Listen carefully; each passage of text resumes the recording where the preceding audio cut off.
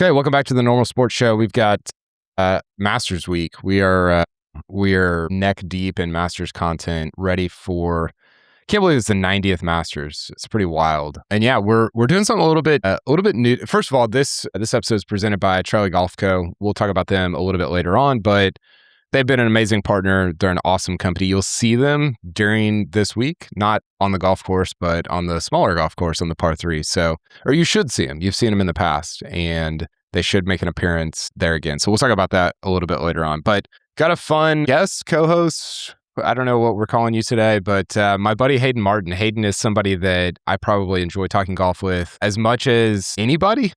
We don't do it as often as we would probably like because we have 7 combined kids and we're running around all the time. But Hayden, whenever I started thinking about the podcast and,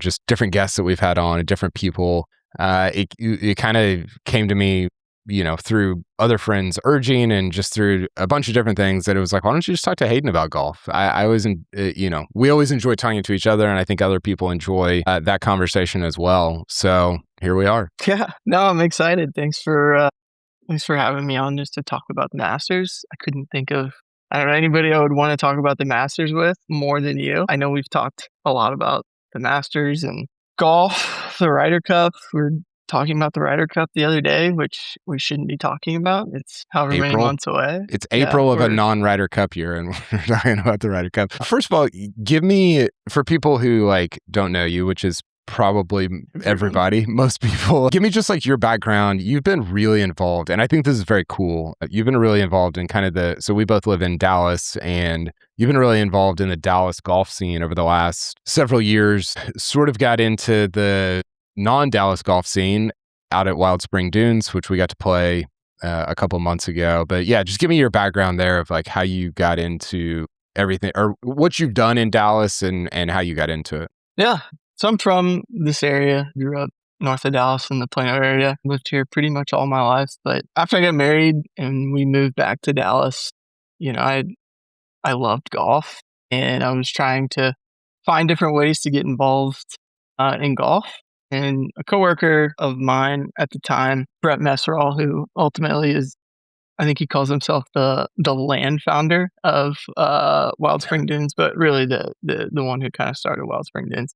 He and I used to work together, and we actually started a nonprofit together, me, Brett, and a couple other guys, called the Dallas Golf Initiative. And this was right around when COVID started, or a little before. But they were going to shut down Tennyson, to the Tennyson Glen course, to put in the loop trail. There was a bike trail that was going to go all the way around Dallas, which may be complete now. But the city was just going to shut down the Tennyson Glen course, kind of turn into a nature preserve. And at the time, we were just like, how could, there's no way. If we lose a golf course, you don't get a golf course back. So, yeah, we were just a couple of idiots who were just like, well, maybe we could, try to talk to the city, act like we know what we're doing. And I mean, we spent so many hours working on that. It was really fun. We really wanted to turn it into a really cool par 3 course. We wanted to kind of bring what you see in other cities, other municipalities. Houston would be an example. They've invested a lot of money into their public courses. San Antonio, similarly. We wanted to use that Tennyson Glen area to really just make a cool space for people who were new to golf. And again, this was kind of around that COVID boom of when new golfers were coming. Just for a place for people to touch grass. And a lot of that stuff hasn't worked out the way that we hoped.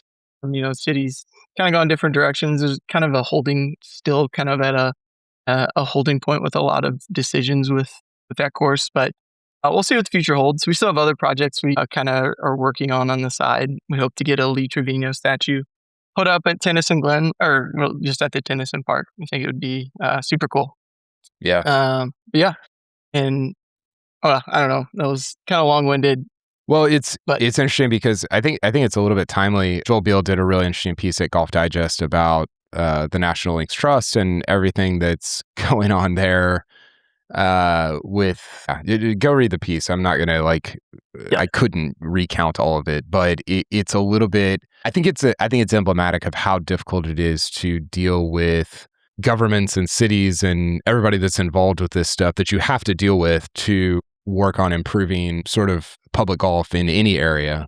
And I have not been in your shoes, but I did read, I have talked to you and I did read Joel's piece, and it's like, man, it seems exhausting. And I think it's like a worthwhile endeavor. You know, I think you and I both sort of revere the golf culture in Europe and Scotland, and like the way things are set up there. It's very public. It's not private at all. And that's aspirational, but it's really hard. I mean, it takes 10 times as long as it should. And that's just the nature of, I think, dealing in that space.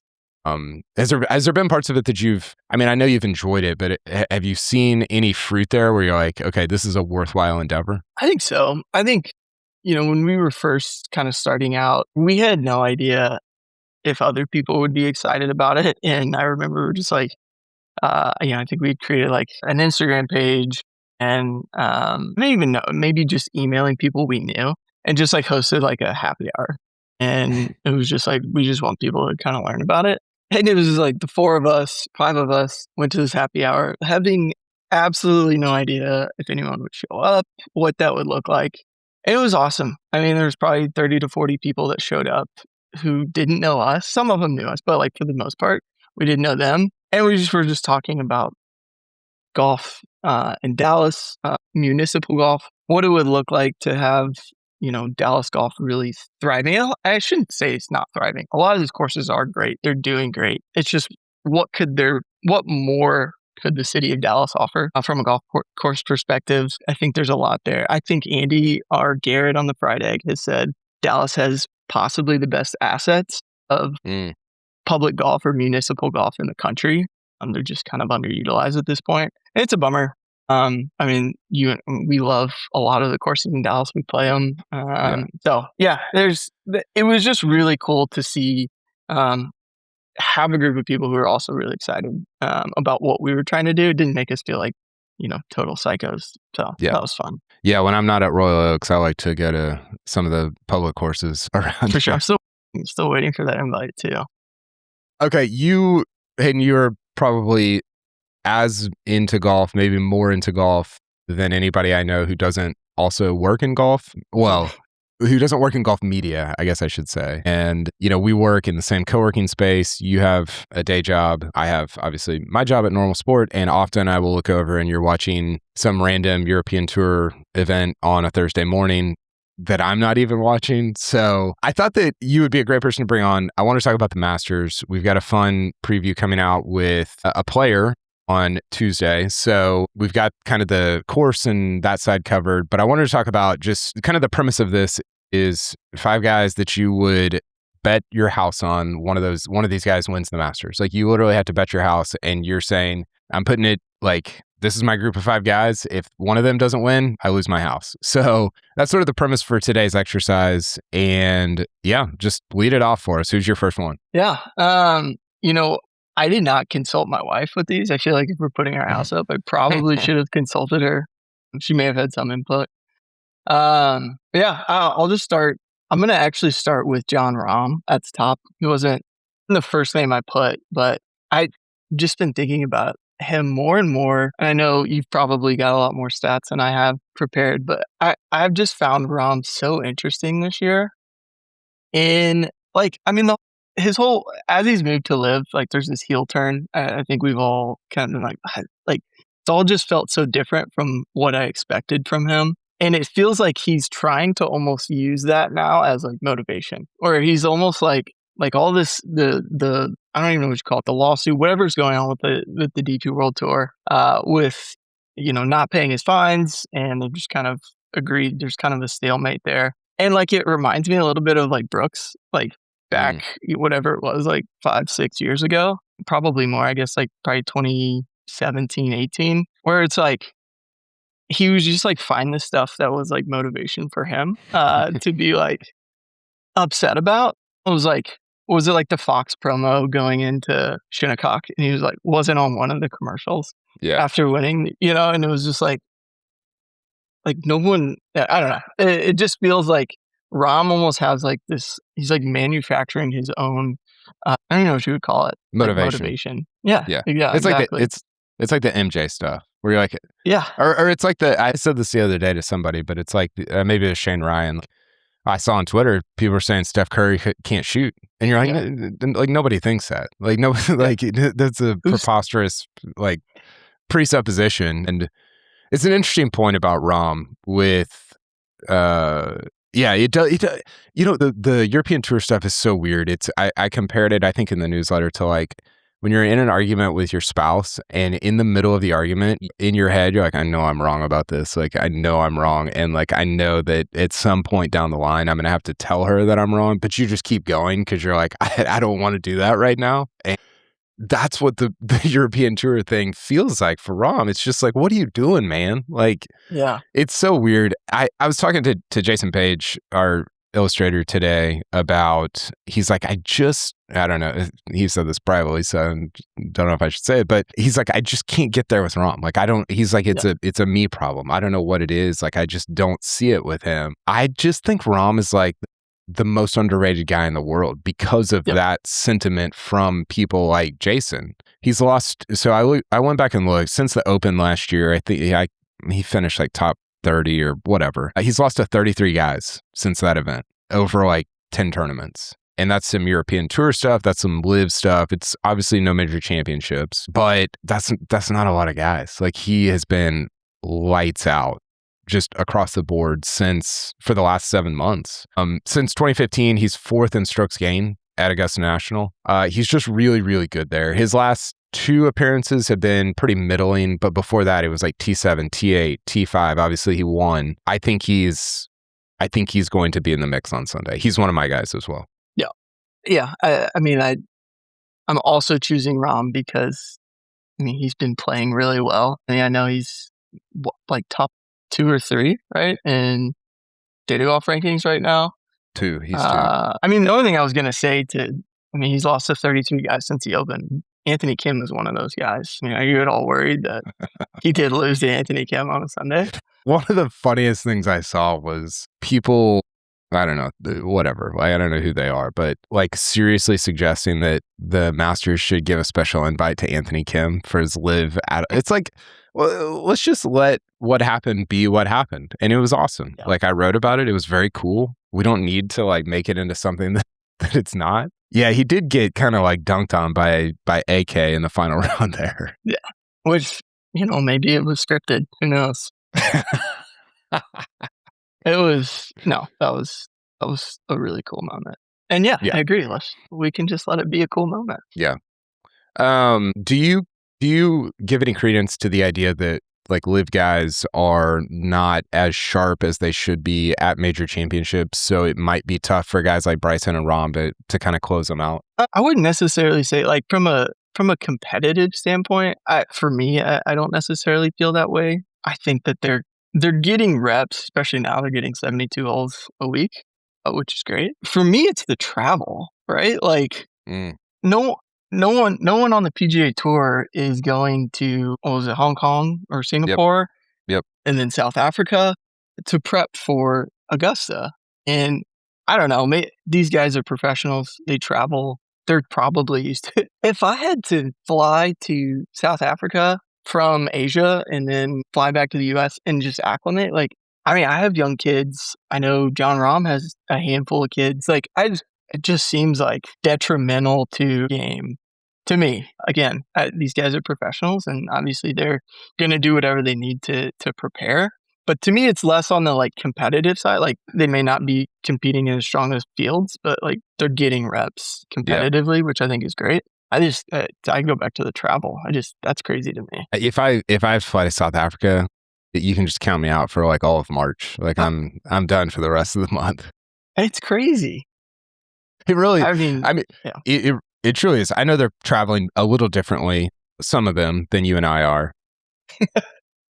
But it's honestly, like, among the reasons that Brooks came back, I think that was probably, I mean, it's exhausting. And I think, you hear from guys or you talk to guys about, like, why don't you want a world tour? Or why don't you want, like you can take this global, like F1 or whatever.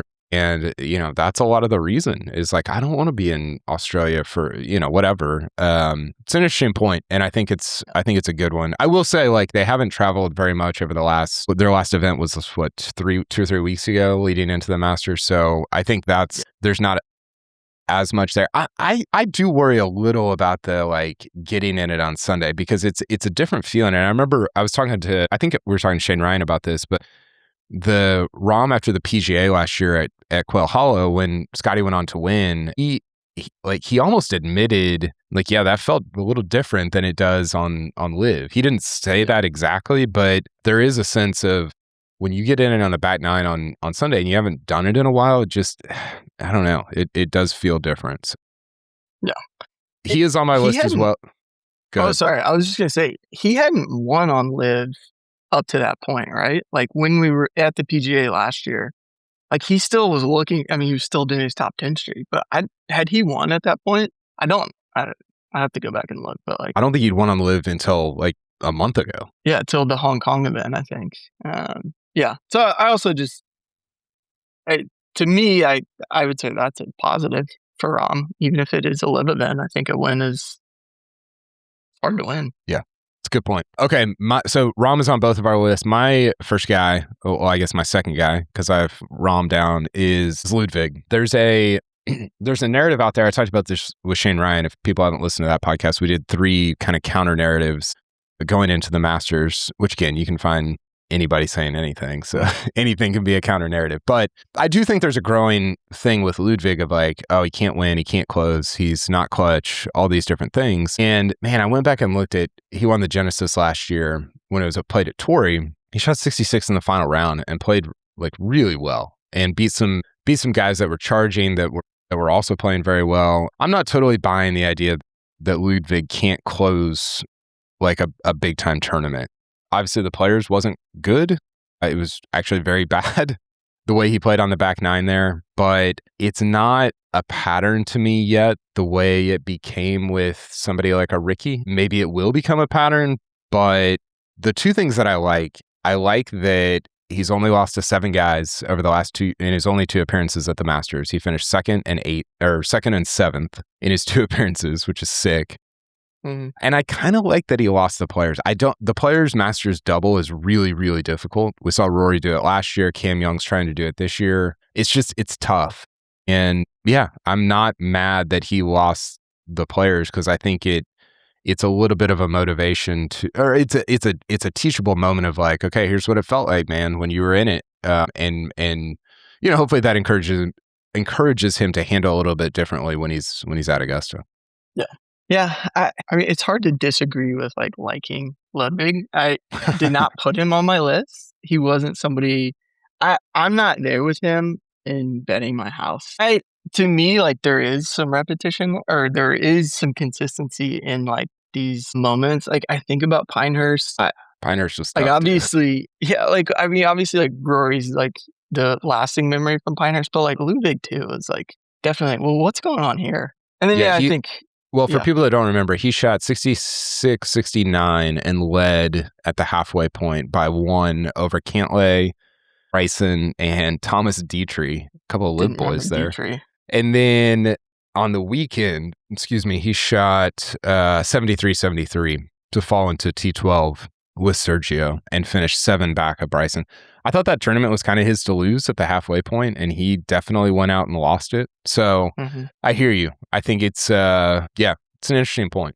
And a lot of time has passed since then, But still, I think for me, it's just even the Genesis win, it was this is so bad. I mean, I would probably value the win at Riv better. It just feels like he kind of won the Farmers. And but it's still a great field. It's not for sure. Yeah.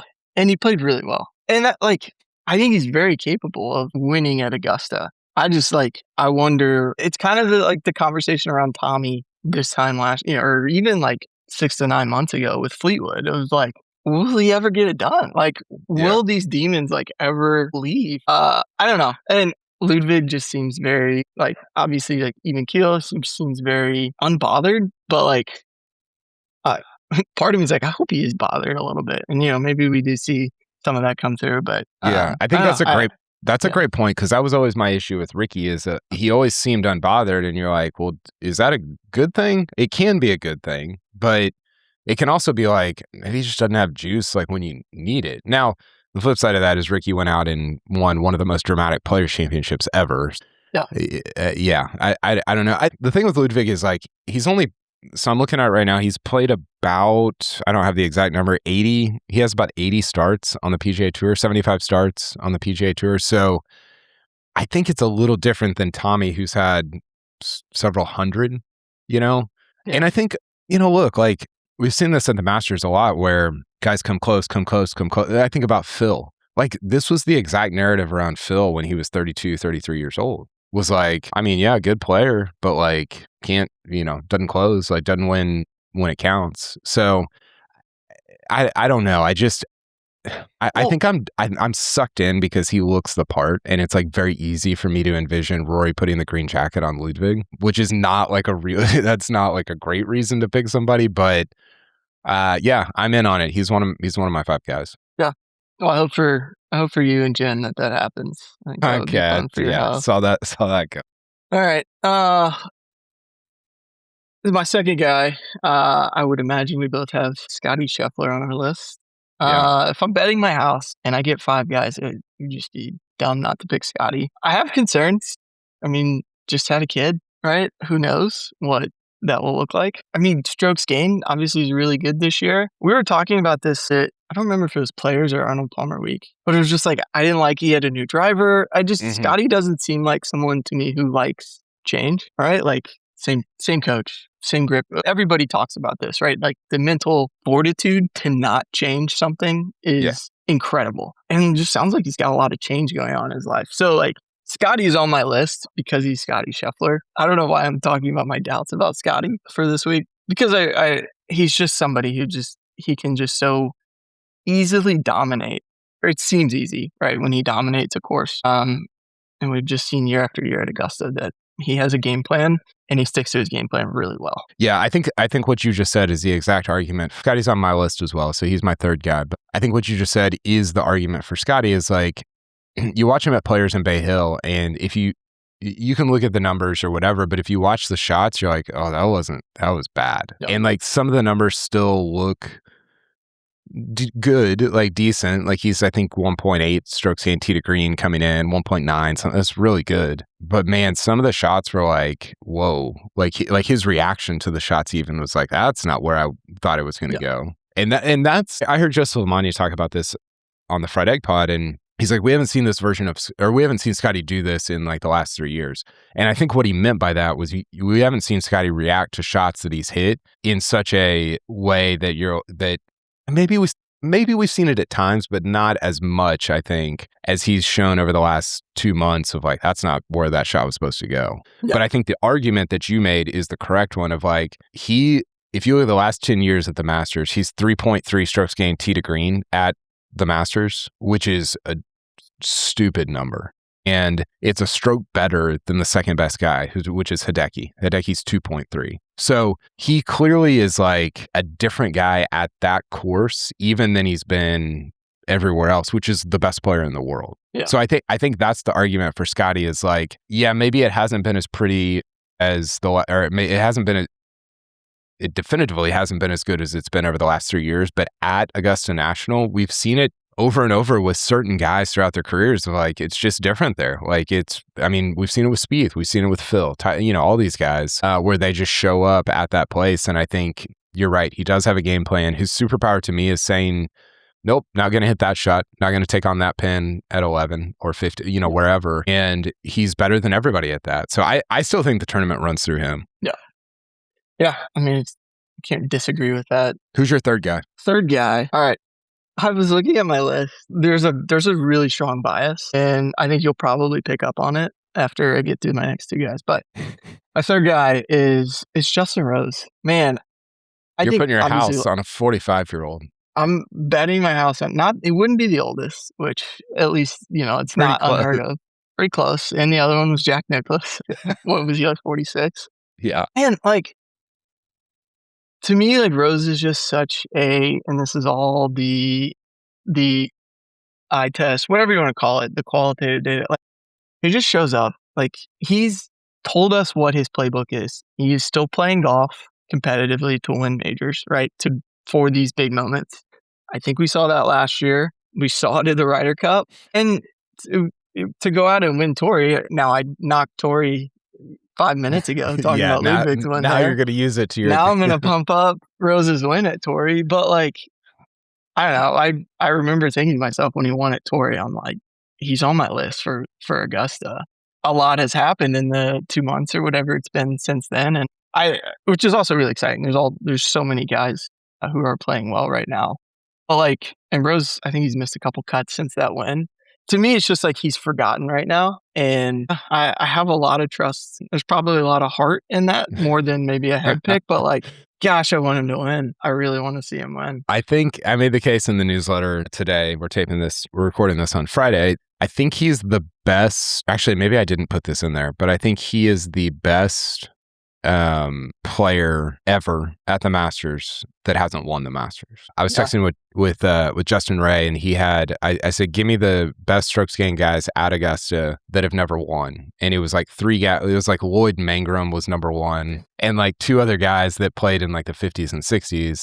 And the only guy that was post 1965 that was on that top 4 was Justin Rose. And so he's one of only 2 guys to lose twice in a playoff at the Masters. The other was Ben Hogan, who also won 2 Masters. So I think everybody's like, let him win a Masters. I just, the thing that I'm worried about in terms of putting my house on it is the inconsistency. And what I mean by that is the highs are still really high, winning Torrey, almost winning the Masters last year, Ryder Cup, all this stuff, but the lows are lower than they used to. And this is what happens to guys when they get older, right? Like either like mentally it's harder to focus or your body can't recover. Like just all the things that we've talked about with somebody like Phil. He missed the cut at API, missed the cut at Riviera. He did finish T13 at Genesis, at Players Championship. But even at the Masters, the last 4, he finished second last year, obviously. But the year before that, missed the cut. Year before that was T16. Year before that, missed the cut. So there's this up and down nature when you get into your mid 40s at major championships that I just worry about with him. Are you worried about the inconsistency at all? Of course. I mean, yeah, the 2 missed cuts right after Farmers, and then obviously showing some form at the Players, I think is what is encouraging to me. I think we know that he's gearing up for this tournament. Now, is that too much pressure to put on yourself? I don't know what tournaments he wants to win, but I would think it's this one, and I would think it's the Open would be the 2 that his calendar, everything he does is working up to these 2 events in the year. I'm not betting my house on one guy, but he's in my 5 guys to bet this house on. I don't know. So there is probably a lot of I want to see him win. There's a lot of guys I'd love to see win, but I do. Yes, the inconsistency is concerning, but that's kind of the nature of golf, right? It's kind of boom or bust, and some guys play that way, some don't. But yeah, I would love to see a boom this week for Rosie. Luke Curdanine made the case to me that I think we talked about this in the fall, that Rose is like 4 swings from being like the second best Euro ever or the third best Euro ever. I mean, you think about, right? Yeah, 2017 Masters, lost in a playoff. 2025 obviously lost in a playoff. He lost the 2018 Open by 1 or 2. And he made the cut on the cut line and finished, I think he finished second and missed the playoff by 2. So and the flip side of that was LKD said, Nick Faldo has won 6 majors and 3 of them he probably shouldn't have won. Scott Hogue misses a 2-footer and obviously the Norman meltdown. And yeah, it's just the line. I think the lines of like legacy defining wins are so thin, and Rose has been on the wrong side of those. And I think it'd be awesome to see him win either the Masters or honestly, I think the Open might be cooler just because that was like where he came on the scene. Was that 98? What was it? 98 Open, I think 97, whatever it was. Yeah. I was too young to remember. Yep. Yeah, you were too young to remember. Okay, I'm going to get to my last 2 guys, but first let's talk about Charlie Golf Co. My buddy Tyler Johnson started at Charlie Golf Co. a couple years ago, and yeah, they're now trusted by over 13,000 golfing families. 1 strap, 1 pocket, no stand. Their bags are amazing, and you're probably going to see them during this week, this first major of the year week. I don't know how much we're allowed to say there, but they've been very involved in the pre-tournament contest that is played on Wednesday with all the kids out there. So just an awesome company. Their bags are amazing. Tyler's just a really cool dude who saw an opportunity to create something for kids and their parents and went out and did it. So check them out, charliegolfco.com. And do you have one of their bags, Hayden? Not yet. Okay. I was actually having a conversation with somebody about this. Took both my boys to their golf practice on Saturday, and I'm lugging around their like just two very cheaply made golf bags. This is a Straps disaster. are falling apart, and I was just thinking to myself, I need to go buy a Charlie golf bag or two. We can get you hooked up with that. So check them out, charliegolfco.com. And okay, let's get to our last two guys. I'm gonna go. I really struggled with this one because I didn't. Well, I'll do that last. I'm gonna go right here with Xander Schauffele. I think he's the most rated guy. I already said Rahm was the most underrated guy in the field. I think Xander's the most maybe talked about guy coming into this Masters.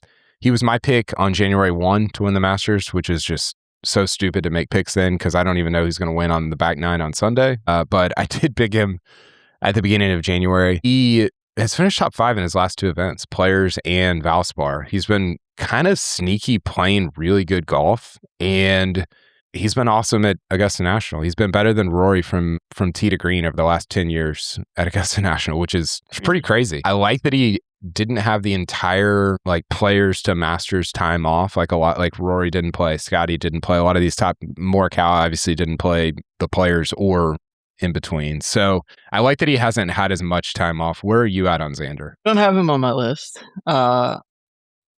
Which might be a mistake. Does he worry you? Like, do you worry that Xander winning the Masters means you're going to lose your house? I do worry.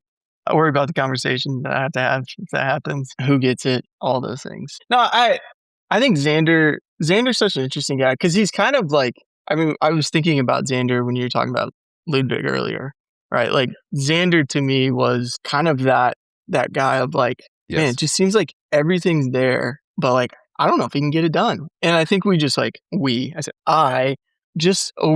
not overvalue winning, just like it's so hard to win. And a lot of it sometimes is luck. And then obviously the year he had in 24, picking off too. Yeah, obviously like that all changed kind of the narrative around Xander. I think like he disappeared for so long last year. It felt like with the injury at the beginning of the year. And like, honestly, like when I saw him on your list, I had to go look up like, what are his finishes looking like for 2026? And like, I gotta remember he was at the Players and he kind of, bucked his head a little bit at the Players, but it was like, I didn't really realize, I think he's finished top 20 in the last like 4 or 5 events that he's played in. It's been quiet. I guess I just was not familiar with Xander's 2026 game, which is probably a great thing for him. I think not a lot of hype going into the Masters is probably where these guys want to be at, especially if they feel like they're playing well. So yeah, I think Xander's is probably a great pick. There's got to be some scar tissue for him at Augusta, right? Yeah. Like he has finished close multiple times. So yeah, I don't know. He drives the ball so well. Yeah, I think he kind of, a lot of these guys have the skills, I think, to win, but it was not on my list. Yeah, I think I mean, it's funny, like, because off the top of my head, I was like, oh, this 2025 is horrible. But if you look back, T8 at the Masters, T7 at the Open, T12 at the U.S. Open, he had 3 top 12s at the majors, which is, for anybody else, I mean, he's kind of on a different expectation plane than a lot of these guys of like, well, he didn't win one, so it's not considered if this was, Keith Mitchell's profile would be like, hell of a year, man. Like, that was super impressive. But he's been really, really good at the Masters. 2021 was bad. He had a chance to win late, hit it in the water on 16.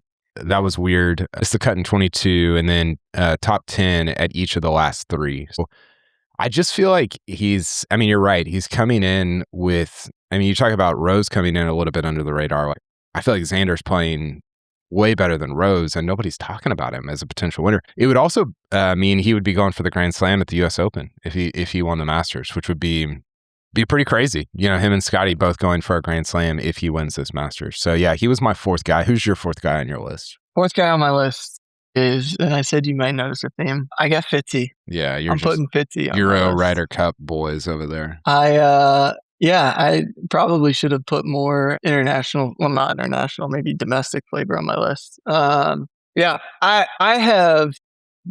have loved watching Fitzy play, bad body and all. What was it, 22? Was that his Open or his US Open? Yeah.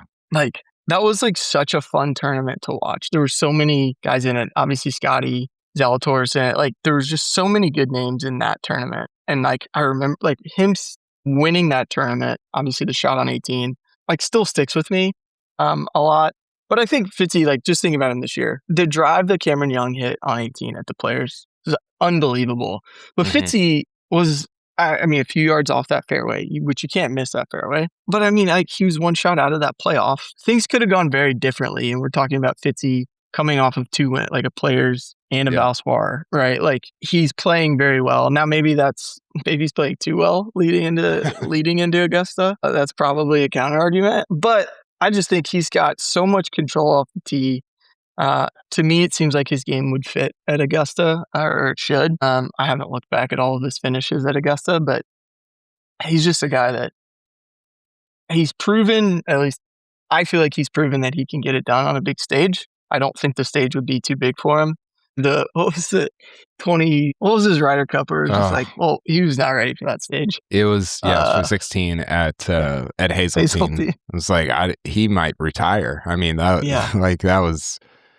was tough. Stuffed in a duffel bag and yeah. His, I think I wrote this recently. The most impressive thing to me about Fitzpatrick is his ability to improve, like even marginally, year over year over year over year. And there's been a couple of years recently where he's taken a step back. I think some of that was injury. Some of it was probably like, I won a major and I don't know what to do. Once you kind of crest in winning a major, I think we've seen it'd be kind of difficult for guys to continue. Like you don't have that carrot out in front of you sometimes. But he's been good at Augusta, not amazing. His last 5 starts, T40, T22, T10, T14, T34. He doesn't miss cuts there. He's made like 11.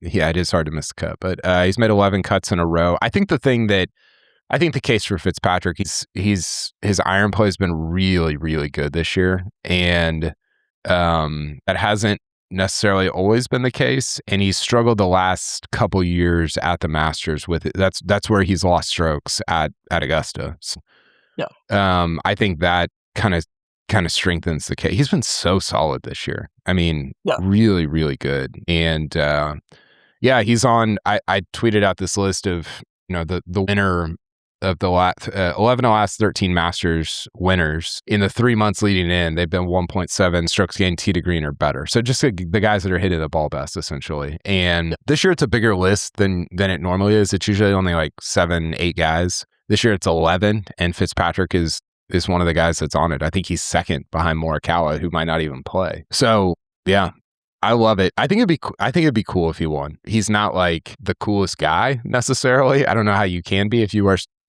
Skechers spikes, unless Skechers wants to sponsor normal sport. Then in that case, I think he's amazing. But he's a testament to like what it looks like to work hard and to be a pro. The thing I wrote after Valspar was the professional, and I think he's emblematic of that. Yeah, and I think he's as psychotic about golf as maybe anyone. Yeah. I mean, all the things that we hear about him, tracking, all the things that he does. I mean, just seems to love golf.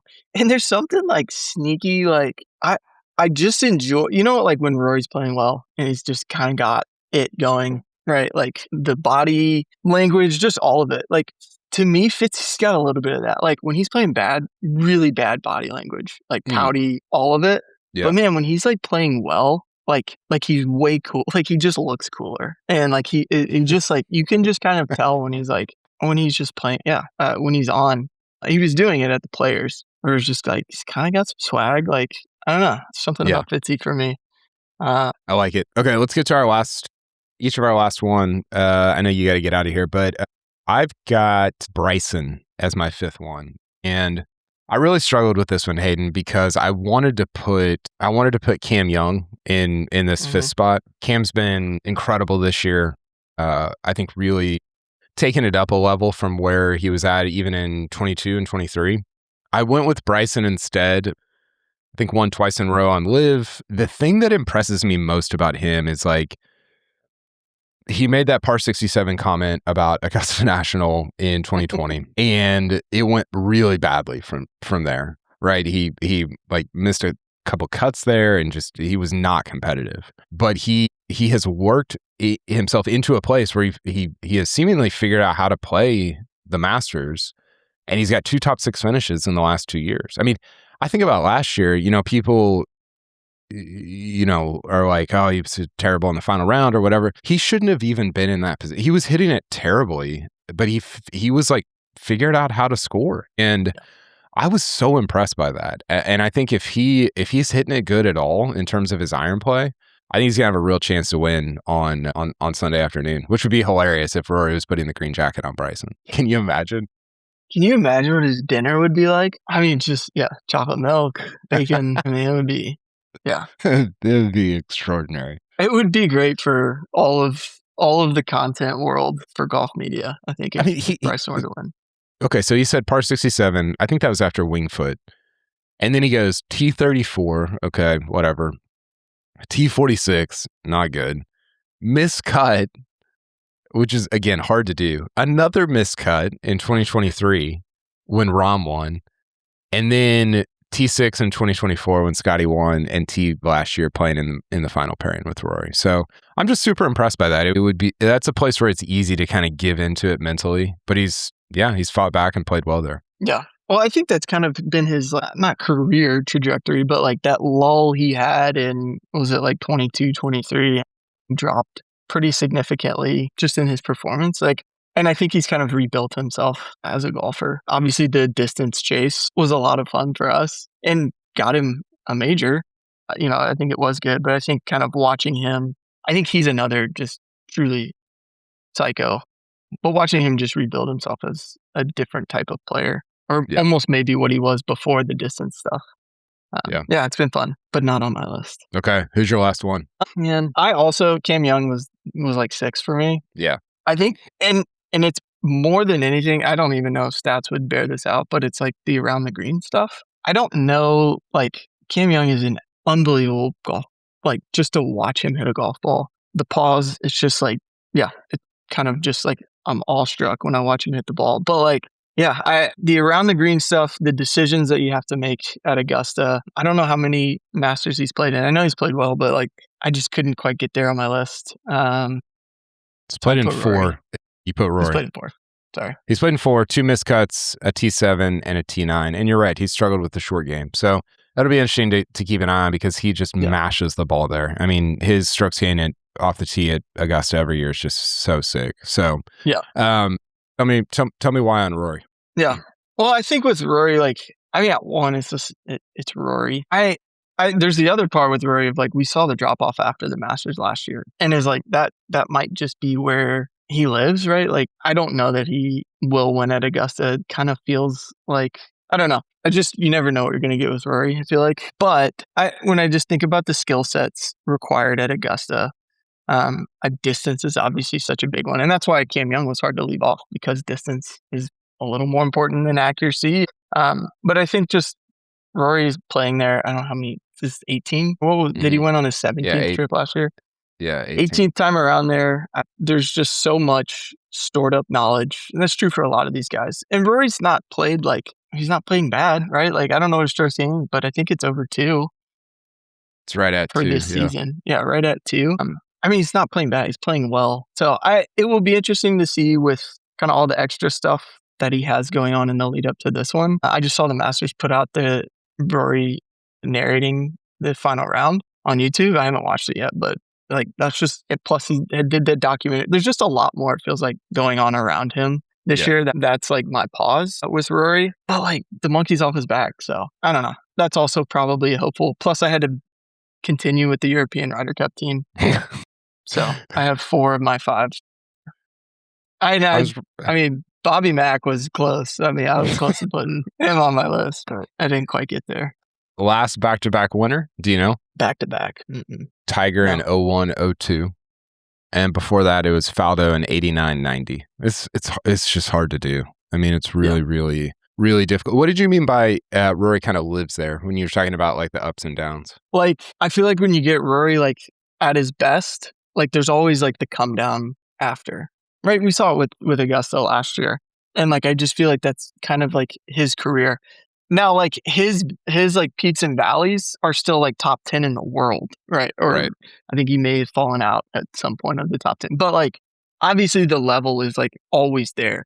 It's almost like the desire, and I know you've written about kind of like his willingness to like put everything out there, right, for the Masters. And that's kind of what he talked about last year, was being able to like, I don't know what it means for him to like be giving himself completely over, but not like guarding himself.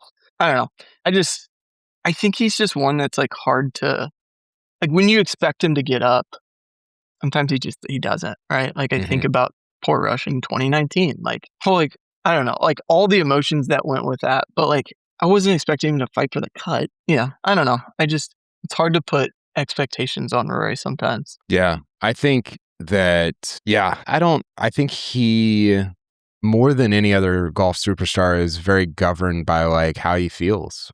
And if he, I think that that's like part of why he's beloved, is because he gives you his feelings, and that's like what we want in sports and drama and like all this stuff. But when he doesn't feel it, like when his heart isn't like completely there, then, or if it's too much there, it has to be like the right amount, and like Port Rush, it was like, whoa, like way too, there was like too much in it. And I think that's why he struggled at the Masters in the past. So it is a little bit like he's predictable in the sense that it's like he's going to top 20 everything he does, or whatever, top 15.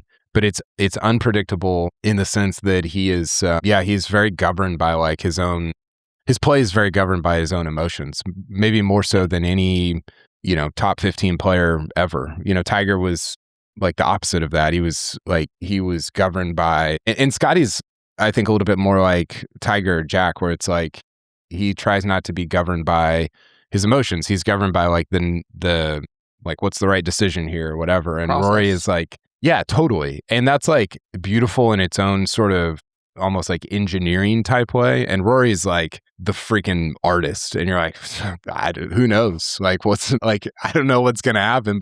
And I wrote this in the newsletter. He's the spiritual successor to Phil Mickelson. Like, I think Phil was the spiritual successor to Arnold Palmer, and Rory's the spiritual successor to Phil. And, the thing I wrote, I'll read it to you here real quick, because it's, Phil and Rory are so similar in so many ways. Like I said, which guy am I talking about right here? Has the ability to hit shots that make his peers gasp, makes on-course decisions that leave you, the fan, aghast, struggled mightily to close out major championships, at his best when he's freewheeling and showing off for the crowd, extroverted, loves talking, press conferences are must-see television. I could be talking about either one of those guys, right? And I think that is a fascinating. Yeah, I'm interested to see if he goes on to have Phil's career at the Masters specifically, because Phil's had, I think, one of the best Masters careers of all time that doesn't get talked about in the Tiger, Jack, Arnie realm, but his 10 years from like 01 to 10 are just a joke. I mean, it's like 8 top 5s, 3 wins. Like it's, I'm interested to see if Rory can kind of get to where Phil got with his play at Augusta National. Yeah, I totally agree. Okay, let's get you out of here on this. Thanks for your time, Hayden.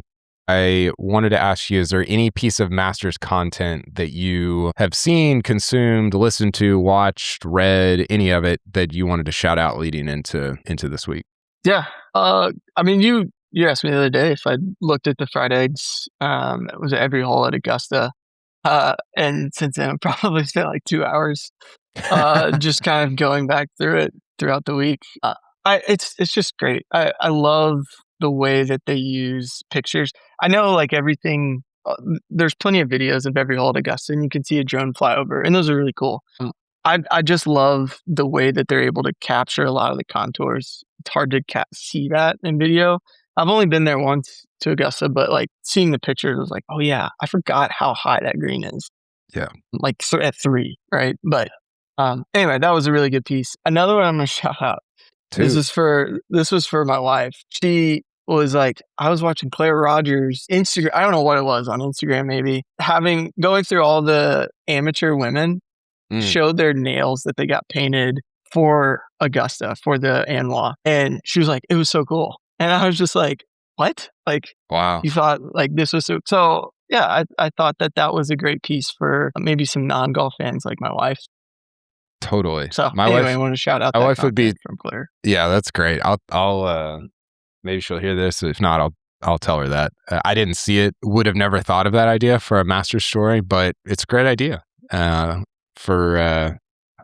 very, very good. Okay, mine is KVV's piece on Scottie, which came out on Friday, which is when we're taping this. It's so good. I think Scottie, I am with KVV in that I think Scottie's fascinating. I think he is brilliant. I think he is very Nicklaus-like in a lot of ways, which is the comp that KVV made in the piece. And I think he does a great job at two things. One, highlighting what I've been saying, which is like Scottie's superpower on and off the course is saying, no, I'm not going to hit that shot. No, I'm not going to do that. No, I'm not going to do TGL. No, I'm not going to do anything other than what puts me in a position to win major championships.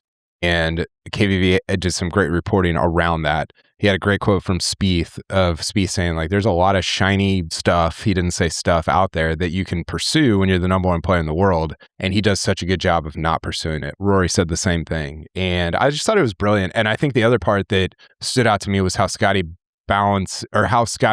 how his faith informs the way he plays golf. And the way that I put it to KVV and I were texting about this, but I said, I'll just read it to you because I don't want to get it wrong. I said, I think Scottie does a good job of, hey, this is my faith and it's great that it informs my golf. Like, and what I mean by that is like his faith keeps golf in the right place in his life. So this is my faith. It's great that it informs my golf, but that's not why it's my faith. Whereas I think most athletes view their faith as another tool in the toolbox to help them be as good as they can be or help them get where they want to get to. And I don't think Scottie is like manipulating his faith to like be the best player in the world. I think it just so happens that it's a great way to have peace in your life and to like pursue the right things and to say no to stuff that you know doesn't matter, right? And I thought KVV did a good job of sort of like illustrating all of that in his piece. So go read it if you haven't. And yeah, I'm fired up for Masters Week. Can't wait. It's going to be fun. When do you leave? You go out there next Monday? Monday afternoon. Nice. Yeah. Nice. Get to That'll be a lot of fun. Yeah, it's exhausting, but yeah, should be a ton of fun. So sorry I kept you late, Hayden. Thank you for joining. No. And yeah, always good to talk golf with you. That was fun. It was good to talk to you and Johnson Wagner there. For sure. Okay, we'll talk to you later. See you.